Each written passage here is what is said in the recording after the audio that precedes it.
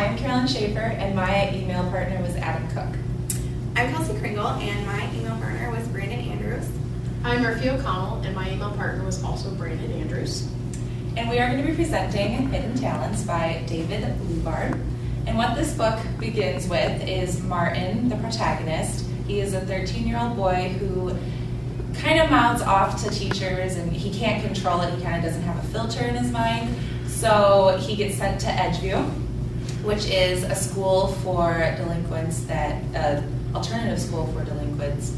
And there he meets other students that kind of have the same delinquent characteristics as he. They're all different, and they all have different qualities that they come together, and they're kind of the same. So some of the students that Martin meets at Edgeview are that he assumes have some kind of hidden talents, and their hidden talents actually match up with their names, give the characteristics of what their powers might be. His roommate is Torchy, who matches with the name that he supposedly is a fire starter, and he seems to be in denial about it. He doesn't know what's going on. He says he doesn't do it. Then there's Trash, who seems to throw things randomly, makes a mess. His room is a mess, just things thrown everywhere, throws his lunch tray. Then there's Lucky, who is claimed to be a thief, but Martin thinks that he actually finds things, or things are like drawn to him and he comes across them. Then there is Lucky, who finds things. Then there is Cheater, who is accused of cheating on his tests, copying people's papers next to him, and Martin thinks that it actually comes to him. He reads minds, he can hear the people around him, and that's where he gets his answers. And then there's your bully, Bloodbath, and his name matches with his characteristics, that he beats up on kids, and he kind of comes into play later on with his bad behavior and what he wants to do in the school. But Martin slowly becomes friends with all these kids and starts noticing the characteristics they have, and leads him to believe that they really do have powers and they're not just weird like everyone thinks they are, and they were sent there because they're outcasts. But then later in the story you find out what happens with all of them and how their powers kind of come into play and actually are used for the good. So the people who live near Edgeview aren't exactly fond of the school because of the troublemaking kids. And so all throughout the book, there's been talk of this big inspection that's going to decide whether or not Edgeview gets closed down.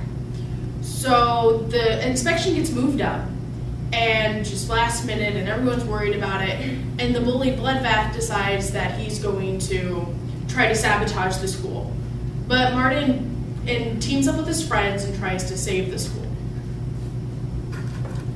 So throughout this whole book, we have Martin going through some changes in his mind. And so he goes to Edgeview, where he has a bad attitude about it. He does not want to be there. He's just sent there from because of his parents. And he gets there. He already mouths off to the principal, so he's just not happy being there. In the middle part of the book, his attitude changes. Before he never really made any friends. He was always saying really hurtful things, and he seemed to not be able to really control the way that he would say those things. He didn't necessarily want to hurt people's feelings, but because of that, he didn't really have any friends.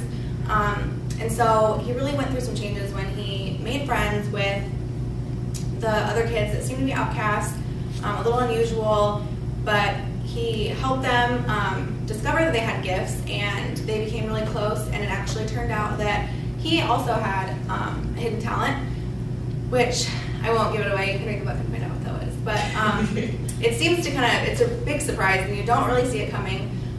But he actually uses it for good in the book, so he does go through a lot of changes while he's at the school, and he definitely becomes a better person for it.